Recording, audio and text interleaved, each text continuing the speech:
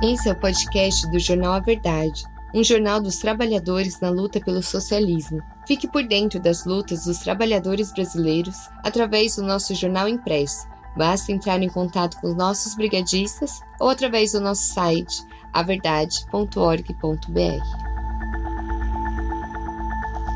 O Brasil é o 5º país que mais mata mulheres. Texto da Coordenação Nacional do Movimento Olga Benário.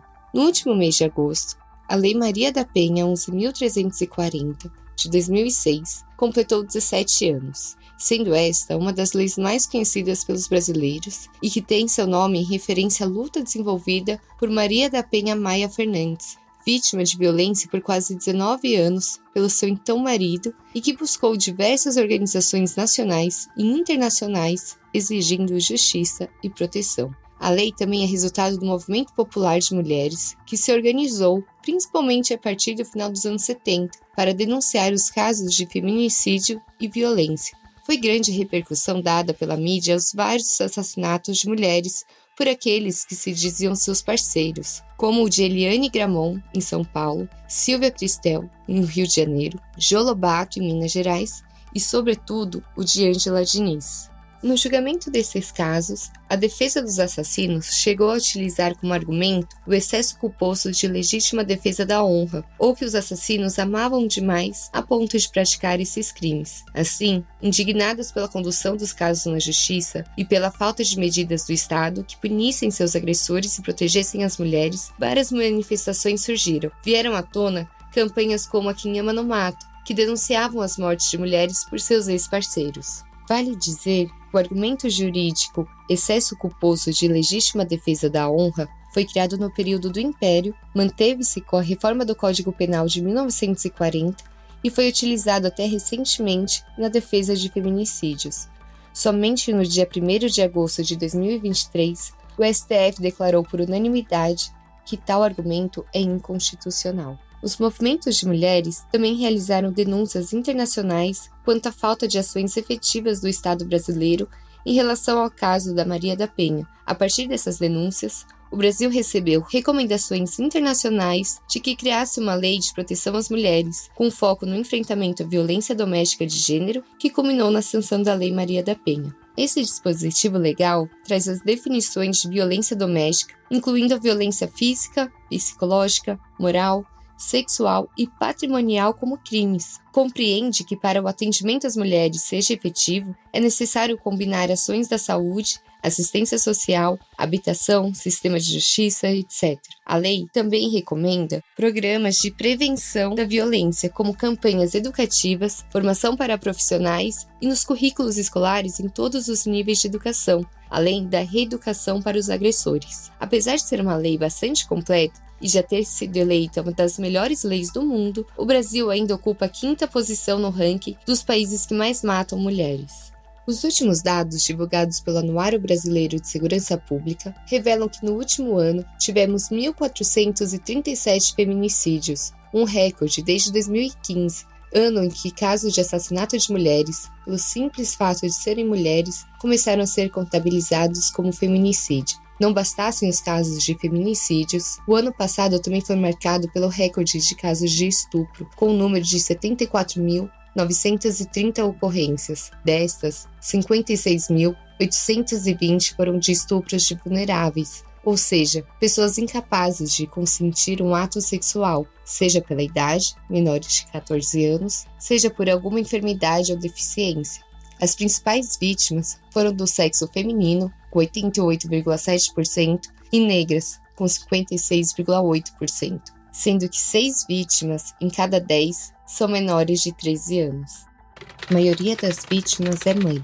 Por tudo isso, é que infelizmente se constata que o Brasil apresentou um aumento de todos os indicadores de violência doméstica, com quase 90 mil ocorrências, cerca de 100 chamadas por hora nos canais de denúncia, a exemplo do Disque 180.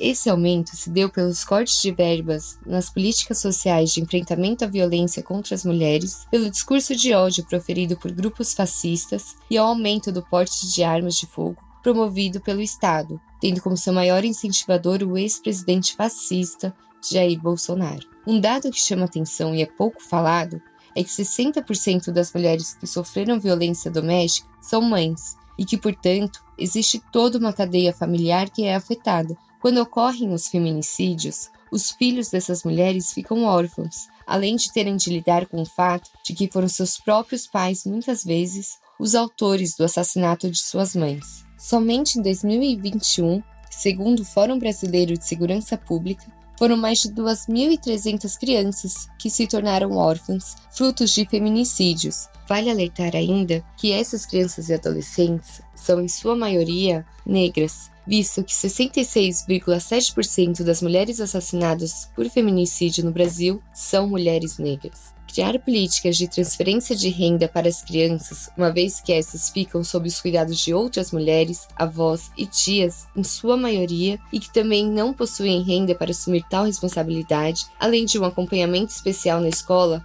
com o intuito de reduzir a evasão escolar, são algumas das políticas possíveis. O caminho é a luta. Os movimentos populares de mulheres deram diversos exemplos de como enfrentar essa dura realidade, com atos denunciando a violência e reivindicando mais políticas públicas, além de iniciativas de conscientização e orientações para mulheres em situação de violência. O movimento de mulheres Olga Benário tem buscado fazer ações de luta e de denúncias em todos os lugares onde está organizado. Exemplo disso foi o ato realizado em conjunto com os familiares e amigos de Ana Carolina, uma jovem de 18 anos, vítima de feminicídio no Rio de Janeiro, que reivindicou justiça para a jovem e políticas que enfrentassem os altos índices de violência e feminicídio na região dos Lagos. Em Alagoas, onde já ocorreram mais de 13 casos de feminicídio somente esse ano, movimentos de mulheres organizaram um ato em São José da Tapera contra o feminicídio de Mônica Cavalcante, que horas antes de ser assassinada, gravou um vídeo dizendo, abre aspas, "Ele me agrediu várias vezes, psicológica e fisicamente. Eu fiz de tudo pra gente ser feliz, mas não deu." Fecha aspas. Mônica incentivou outras mulheres a denunciarem e a pedirem ajuda. O ato contou com uma caminhada que refez o caminho que a vítima percorreu antes dela ser assassinada. Em Minas Gerais, uma jovem de 22 anos foi estuprada após voltar de um show. Ela foi vítima de negligência, sendo deixada em situação de vulnerabilidade, sozinha na porta de casa antes da ocorrência. Imediatamente, o movimento de mulheres Olga Benário e o movimento 8M Unificado convocaram um ato contra a cultura do estupro. Em São Paulo, estado que teve uma alta de 36% dos casos de feminicídio no primeiro semestre deste ano, somando 113 casos, diversos movimentos de mulheres realizaram um ato por justiça a Valéria, Kate e Snaya, vítimas de feminicídio da região do ABC. O ato foi em São Bernardo do Campo e denunciou a Prefeitura Municipal pelo sucateamento das casas de abrigo. Por fim, o movimento de mulheres Olga Benário realizou ações durante todo o mês de agosto, com panfletagens denunciando o aumento da violência contra as mulheres e divulgando serviços especializados no atendimento às vítimas. E, sobretudo, convocando as mulheres a se organizarem e a lutarem por suas vidas e por seus direitos. Estes foram alguns dos exemplos de como as mulheres não abaixaram a cabeça diante das vidas das milhares de mulheres e de suas famílias, que foram ceifadas pela violência e pelo feminicídio, e apontam um caminho para enfrentar essa realidade, com lutas na rua, lutando por mais política, mas principalmente para que a violência não aconteça mais. A luta pelo fim da violência contra as mulheres é cotidiana, nos atos de denúncia, nas reivindicações pela criação de leis e políticas públicas nas ocupações urbanas que dão perspectiva de uma vida em liberdade. Basta de feminicídios, não a cultura do estupro.